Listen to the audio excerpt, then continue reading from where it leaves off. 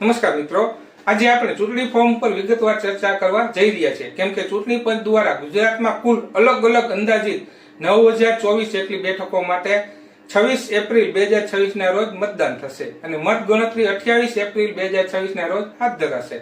મિત્રો, જો તમે તમારા વિસ્તારના લોકોની સેવા કરવા માંગતા હો, લોકોના કામ અને પ્રશ્નોને વાચા આપી તેમનો અવાજ ઉઠાવીને ન્યાય અપાવવા સક્ષમ હો, તો જરૂરથી ચૂંટણી લડવી જોઈએ. કેમ કે કાયદાએ દરેક લાયકાત ધરાવતા બધાને ચૂંટણી લડવાનો અધિકાર આપ્યો છે અને તેના માટે જરૂર છે સૌથી પ્રથમ ચૂંટણીનું ફોર્મ ભરવું.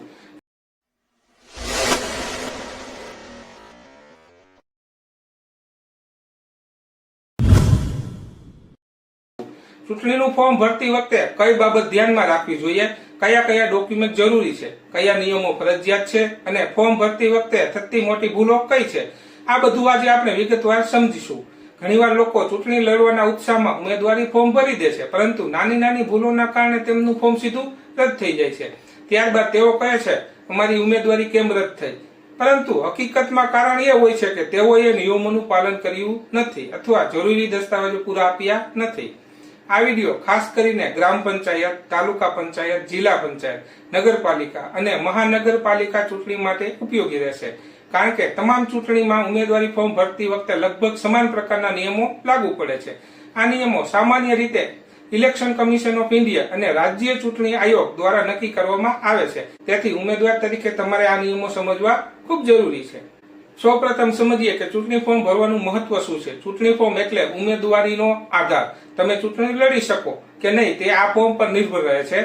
જો ફોર્મમાં નાની પણ ભૂલ થાય તો રિટર્નિંગ ઓફિસર ફોર્મ રદ કરી શકે છે. તેથી ફોર્મ ભરતી વખતે ઉતાવળ ન કરવી જોઈએ. પહેલા તમામ માહિતી ચેક કરવી જોઈએ અને પછી જ ફોર્મ સબમિટ કરવું જોઈએ. હવે સમજીએ કે ઉમેદવાર તરીકે સૌથી પહેલા પગલું શું હોવું જોઈએ. ઉમેદવાર તરીકે તમારે તમારું નામ મતદાર યાદીમાં હોવું જરૂરી છે. ઘણા લોકો આ બાબત ચેક કર્યા વગર સીધું ફોર્મ ભરી દે છે. જો તમારું નામ મતદાર યાદીમાં નથી તો તમારી ઉમેદવારી રદ થઈ શકે છે. તેથી પ્રથમ કામ મતદાર યાદી ચેક કરવાનું છે. કેમ કે હાલમાં થયેલ SIR ની પ્રક્રિયા પછી ઘણા નામો નીકળી ગયા છે. તેથી ખાસ નવી મતદાર યાદીમાં નામ ચેક કરી લેવું ખૂબ જ જરૂરી છે. બીજી મહત્વની બાબત ઉંમર છે. સામાન્ય રીતે સ્થાનિક સ્વરાજની સંસ્થાઓ માટે ઉમેદવારની ઉંમર 21 વર્ષ પૂર્ણ હોવી જરૂરી છે. જો ઉંમર પૂર્ણ ન હોય તો ઉમેદવારી સ્વીકારવામાં આવતી નથી. તેથી ઉમેદવાર તરીકે તમારે તમારી જન્મ તારીખ મુજબ ઉંમર ચેક કરવી જોઈએ. ત્રીજી બાબત ચૂંટણી વિસ્તાર છે. તમે જે વિસ્તારથી ચૂંટણી લડવા માંગો છો તે વિસ્તાર યોગ્ય રીતે લખવો જરૂરી છે. ઘણા લોકો ખોટો વોર્ડ અથવા ખોટું ગામ લખી દે છે. આ કારણે પણ ફોર્મ રદ થઈ શકે છે. ચોથી બાબત પ્રસ્તાવકની છે. પ્રસ્તાવક એટલે ઉમેદવારને ચૂંટણી લડવા માટે સહી કરીને સમર્થન આપનાર મતદાર, ટૂંકમાં ટેકેદાર. ઉમેદવારી ફોર્મમાં પ્રસ્તાવક ફરજિયાત હોય છે. પ્રસ્તાવક મતદાર હોવો જોઈએ તેમજ સહી યોગ્ય જગ્યાએ હોવી જોઈએ. ઘણીવાર પ્રસ્તાવકની સહી લેવામાં ભૂલ થાય છે. પાંચમી બાબત એ છે કે ફોર્મ સંપૂર્ણ રીતે ભરવું. કોઈ પણ કોલમ ખાલી ન રાખવી. જો માહિતી લાગુ પડતી ન હોય તો લાગુ પડતું નથી લખવું. આ રીતે ચૂંટણી ફોર્મ ભરતા પહેલા ઉમેદવારે સંપૂર્ણ તૈયારી કરવી જોઈએ. મિત્રો, હવે વાત કરીએ જરૂરી ડોક્યુમેન્ટની. હવે આપણે વિગતવાર સમજીએ કે ચૂંટણી ફોર્મ ભરતી વખતે કયા કયા ડોક્યુમેન્ટ જરૂર પડે છે. ઘણીવાર ઉમેદવાર પાસે તમામ માહિતી હોય છે, પરંતુ યોગ્ય દસ્તાવેજ ન હોવાને કારણે ફોર્મ અધૂરું રહી જાય છે. તેથી ફોર્મ ભરતા પહેલા બધા ડોક્યુમેન્ટ તૈયાર રાખવા ખૂબ જરૂરી છે. સૌપ્રથમ અને સૌથી મહત્વનું ડોક્યુમેન્ટ છે મતદાર ઓળખ કાર્ડ. ઉમેદવાર તરીકે તમારું નામ મતદાર યાદીમાં હોવું ફરજિયાત છે. મતદાર ઓળખ કાર્ડ દ્વારા તમારું નામ અને મતદાર નંબર ચેક થાય છે. જો મતદાર કાર્ડ ન હોય તો પણ મતદાર યાદીમાં તમારું નામ હોવું જોઈએ, પરંતુ મતદાર કાર્ડ હોય તો પ્રક્રિયા સરળ બને છે. બીજું મહત્વનું ડોક્યુમેન્ટ છે ઓળખનો પુરાવો. ઓળખ પુરાવા તરીકે આધાર કાર્ડ, પાસપોર્ટ, ડ્રાઇવિંગ લાયસન્સ અથવા સરકાર માન્ય કોઈ પણ ઓળખ પુરાવો આપી શકાય છે. ઓળખ પુરાવા દ્વારા ઉમેદવારની ઓળખની પુષ્ટિ થાય છે. ત્રીજું ડોક્યુમેન્ટ છે સરનામા પુરાવો. સરનામા માટે આધાર કાર્ડ, વીજ બિલ, પાણી બિલ, રેશન કાર્ડ અથવા અન્ય માન્ય દસ્તાવેજ આપી શકાય છે. સરનામાનો પુરાવો ખાસ કરીને ત્યારે જરૂર બને છે જ્યારે ઉમેદવારનો વિસ્તાર ચેક કરવામાં આવે છે. ચોથું મહત્વનું ડોક્યુમેન્ટ છે પાસપોર્ટ સાઇઝ ફોટોગ્રાફ. સામાન્ય રીતે 2 થી 4 ફોટોગ્રાફ માંગવામાં આવે છે. ફોટોગ્રાફ તે તાજેતરના હોવા જોઈએ. પાંચમું ડોક્યુમેન્ટ છે એફિડેવિટ. એફિડેવિટમાં ઉમેદવાર પોતાની સંપત્તિ, દેવું, ફોજદારી કેસ અને અન્ય માહિતી જાહેર કરે છે. આ દસ્તાવેજ ખૂબ જ મહત્વનો છે. જો એફિડેવિટ અધૂરું હોય અથવા ખોટી માહિતી આપેલ હોય તો ઉમેદવારી રદ થઈ શકે છે. છઠ્ઠું ડોક્યુમેન્ટ છે જામીનની રકમની રસીદ. ઉમેદવારને નિયમ મુજબ ડિપોઝિટ ભરવી પડે છે. ડિપોઝિટ ભર્યા પછી તેની રસીદ ફોર્મ સાથે જોડવી ફરજિયાત છે. સાતમું ડોક્યુમેન્ટ છે જાતિ પ્રમાણપત્ર. જો બેઠક અનામત હોય, એસસી, એસટી અથવા ઓબીસી પ્રમાણપત્ર આપવું ફરજિયાત છે. જો પ્રમાણપત્ર ન આપો તો ઉમેદવારી સ્વીકારવામાં આવતી નથી. આઠમું ડોક્યુમેન્ટ છે પાર્ટી. ઉમેદવાર માટે ફોર્મ એ અને ફોર્મ બી. જો ઉમેદવાર કોઈ રાજકીય પક્ષ તરફથી ચૂંટણી લડી રહ્યો હોય તો પક્ષ દ્વારા આપવામાં આવેલ મેન્ડેટ એટલે કે અધિકૃત પત્ર જોડવો પડે છે. નવમું ડોક્યુમેન્ટ છે પાન કાર્ડ. ક્યારેક નાણાકીય માહિતી માટે પાન કાર્ડ પણ માંગવામાં આવી શકે છે. 10મું મહત્વનું છે પ્રસ્તાવકનો મતદાર પુરાવો. જો પ્રસ્તાવક મતદાર હોવો જોઈએ તેથી તેનો મતદાર નંબર અથવા મતદાર કાર્ડની વિગતો જરૂરી બને છે. આ બધા દસ્તાવેજો સામાન્ય રીતે ઇલેક્શન કમિશન ઓફ ઇન્ડિયાના માર્ગદર્શિકા મુજબ માંગવામાં આવે છે. એક ઉમેદવાર માટે મહત્વની ટિપ્સ: બધા ડોક્યુમેન્ટ 2 થી 3 નકલ રાખો. સેલ્ફ એટેસ્ટેડ નકલ આપો. મૂળ દસ્તાવેજ સાથે રાખો. ફોર્મ સબમિટ કરતા પહેલા બધું ચેક કરો.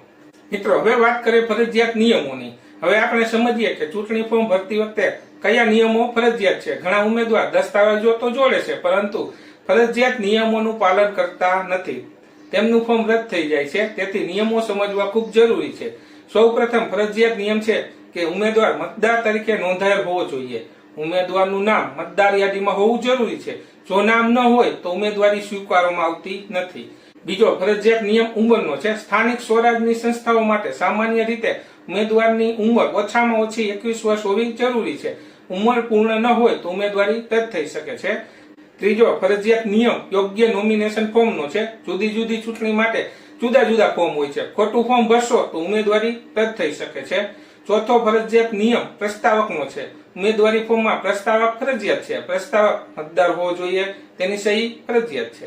પાંચમો નિયમ એફિડેવિટનો છે. ઉમેદવારને પોતાની સંપત્તિ, દેવું અને કેસની માહિતી આપવી ફરજિયાત છે. એફિડેવિટ ન આપો તો ફોર્મ સ્વીકારવામાં આવતું નથી. છઠ્ઠો નિયમ જામીન રકમનો છે. ઉમેદવારે નિયમ મુજબ ડિપોઝિટ ભરવી પડે છે તથા રસીદ પણ જોડવી પડે છે. સાતમો નિયમ સમય મર્યાદાનો છે. છેલ્લી તારીખ પહેલા ફોર્મ સબમિટ કરવું પડે છે. સમય પછી ફોર્મ સ્વીકારવામાં આવતું નથી. આઠમો નિયમ અનામત બેઠક માટે પ્રમાણપત્રનો છે. એસસી, એસટી અથવા ઓબીસી બેઠક હોય તો જાતિ પ્રમાણપત્ર ફરજિયાત છે. નવમો નિયમ સહીનો છે. ઉમેદવાર અને પ્રસ્તાવક બંનેની સહી ફરજિયાત છે. 10મો નિયમ છે કે ફોર્મ સંપૂર્ણ ભરેલ હોવું જોઈએ. કોઈ પણ કોલમ ખાલી ન રાખવી. આ તમામ નિયમો સામાન્ય રીતે ઇલેક્શન કમિશન ઓફ ઇન્ડિયા દ્વારા નક્કી કરવામાં આવે છે. તેથી ફોર્મ ભરતા પહેલા નિયમો વાંચો. બધા દસ્તાવેજો તૈયાર રાખો. સહી ચેક કરો. સમય પહેલા ફોર્મ સબમિટ કરો. દોસ્તો, હવે વાત કરીએ 2 બાળકોના નિયમો અંગે. ચૂંટણીમાં 2 બાળકોનો નિયમ ખાસ કરીને સ્થાનિક સ્વરાજની સંસ્થાઓ માટે મહત્વનો છે. આ નિયમ મુજબ ઉમેદવારને 2 કરતા વધુ સંતાન હોય તો તે ઉમેદવારી ચૂંટણી લડવા માટે યોગ્ય બની શકે છે. પરંતુ આ નિયમ સીધો લાગુ નથી થતો કારણ કે તેમાં નક્કી કરેલ તારીખ મહત્વની હોય છે. સામાન્ય રીતે કાયદામાં એક કટઓફ તારીખ નક્કી કરવામાં આવે છે. જો ઉમેદવારે તે તારીખ પછી ત્રીજું સંતાન જન્મે તો ઉમેદવારને ચૂંટણી લડવા અયોગ્ય ગણવામાં આવી શકે છે. જો તે તારીખ પહેલા 2 કરતા વધુ સંતાન હોય તો ઘણીવાર ઉમેદવારને અયોગ્ય ગણાતા નથી. એટલે તારીખનો મુદ્દો ખૂબ જ મહત્વનો છે. ગુજરાતમાં સ્થાનિક સ્વરાજની સંસ્થા માટે આ પ્રકારનો નિયમ કાયદામાં સામેલ કરવામાં આવ્યો હતો. એટલે ગ્રામ પંચાયત, તાલુકા પંચાયત અથવા જિલ્લા પંચાયત જેવી ચૂંટણીમાં ઉમેદવારને સંતાનોની માહિતી એફિડેવિટમાં આપવી પડે છે. સ્ક્રુટિની દરમિયાન રિટર્નિંગ ઓફિસર આ માહિતી ચેક કરે છે. જો ઉમેદવાર ખોટી માહિતી આપે અથવા ત્રીજું સંતાન નક્કી કરેલ તારીખ પછી જન્મેલું હોય અને તેની માહિતી છુપાવવામાં આવે તો ઉમેદવારી રદ થઈ શકે છે.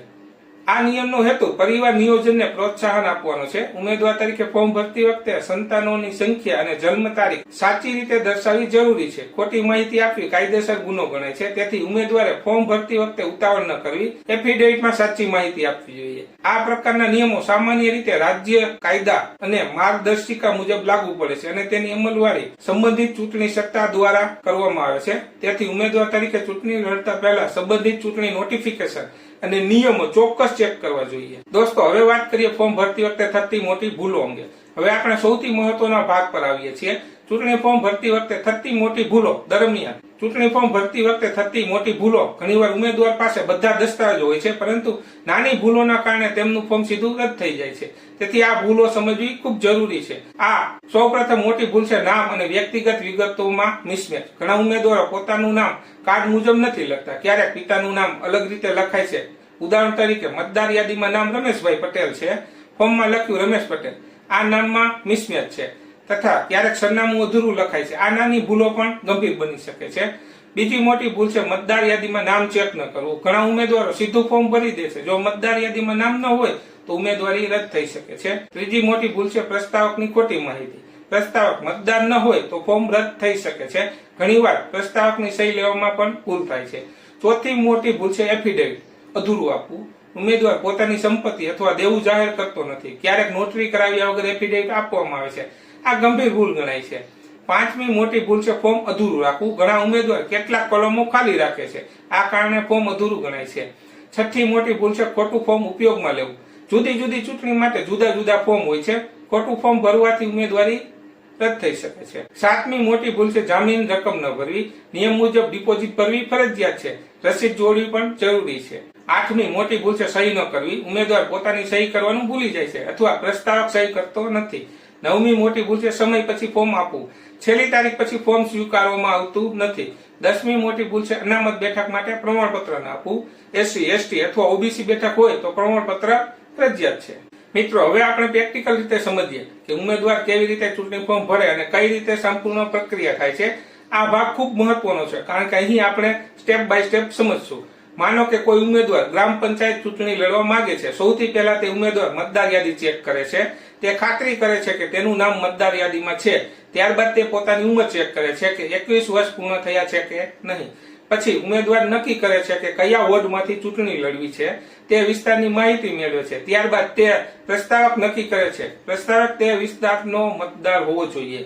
પછી ઉમેદવાર જરૂરી દસ્તાવેજો તૈયાર કરે છે. મતદાર કાર્ડ, ઓળખ પુરાવો, સરનામા પુરાવો, ફોટોગ્રાફ, જાતિ પ્રમાણપત્ર જો જરૂર હોય તો, તેમજ એફિડેવિટ વગેરે.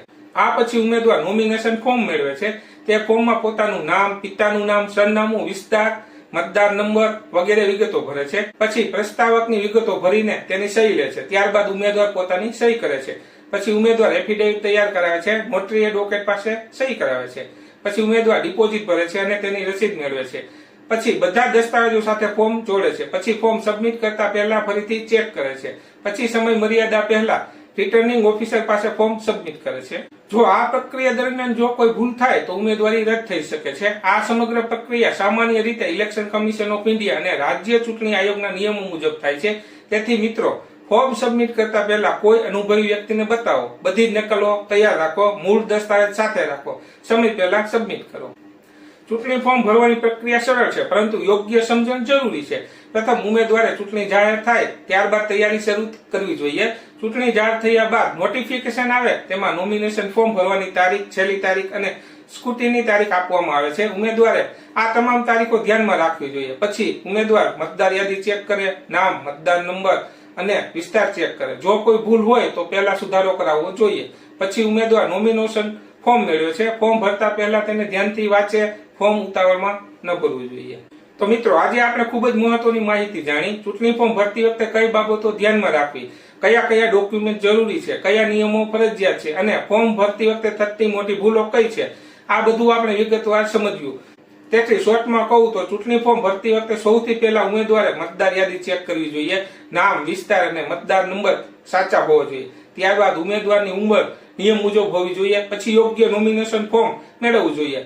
ફોર્મ ભરતી વખતે નામ, સરનામું, વિગતો સાચી લખવી જોઈએ. જરૂરી દસ્તાવેજોમાં મતદાન કાર્ડ, ઓળખ પુરાવો, સરનામા પુરાવો, ફોટોગ્રાફ, એફિડેવિટ, જામીનની રકમ, રસીદ, જાતિ પ્રમાણપત્ર જો જરૂરી હોય તો, પ્રસ્તાવકની વિગતો વગેરે સામેલ છે. ફરજિયાત નિયમોમાં મતદાન તરીકે નોંધાયેલ હોવું જોઈએ. યોગ્ય ફોર્મ ભરવું, પ્રસ્તાવકની ફરજિયાત સહી કરાવી, એફિડેવિટ ફરજિયાત, જામીન રકમ ફરજિયાત, સમય મર્યાદા અંદર ફોર્મ સબમિટ કરવું, અનામત બેઠક માટે પ્રમાણપત્ર ફરજિયાત વગેરે સામેલ છે. ફોર્મ ભરતી વખતે મોટી ભૂલોમાં નામોમાં મિસમેચ, મતદાર યાદી ચેક ન કરવી, પ્રસ્તાવક ખોટો, એફિડેવિટ અધૂરું, ફોર્મ અધૂરું, ખોટું ફોર્મ, જામીન રકમ ન ભરવી, સહી ભૂલી જવી, સમય પછી ફોર્મ આપવું, પ્રમાણપત્ર આપવું વગેરે સામેલ છે. ઉમેદવાર માટે સૌથી મહત્વનું છે કે ફોર્મ ભરતા પહેલા સંપૂર્ણ તૈયારી કરવી.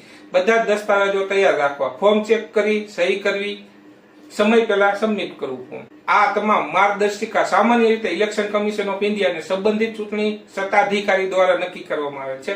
તો મિત્રો, તમે ચૂંટણી લડવા માંગો છો તો આ માહિતી ખૂબ ઉપયોગી છે. આ માહિતી અન્ય લોકોને શેર કરો જેથી તેમને યોગ્ય રીતે ફોર્મ ભરવાની માહિતી મળી રહે. આવી જ કાયદા અને જનજાગૃતિ સંબંધિત માહિતી માટે ચેનલને સબસ્ક્રાઇબ કરો. તેમજ વિડીયો પસંદ આવ્યો હોય લાઈક કરો અને તમારા પ્રશ્નો કોમેન્ટમાં જરૂર લખો. તેમજ મિત્રો, તમારા આધાર કાર્ડમાં નામ ખોટું છે કે પાન કાર્ડમાં સ્પેલિંગ મિસ્ટેક છે કે બેંક એકાઉન્ટમાં તમારું નામ થોડું અલગ લખાયેલ છે, તો આજે જ આ વિડીયો તમારે અંત સુધી જોવો જોઈએ. કારણ કે જો તમે સુધારો નથી કરાવતા તો આ એક નાની લાગતી ભૂલ તમારા જીવનમાં કેટલીક મોટી મુશ્કેલી ઊભી કરી શકે છે અને તમે કદાચ તેની કલ્પના પણ નહીં કરી હોય. પૂરી માહિતી આ વિડીયોમાં આપેલ છે. આભાર.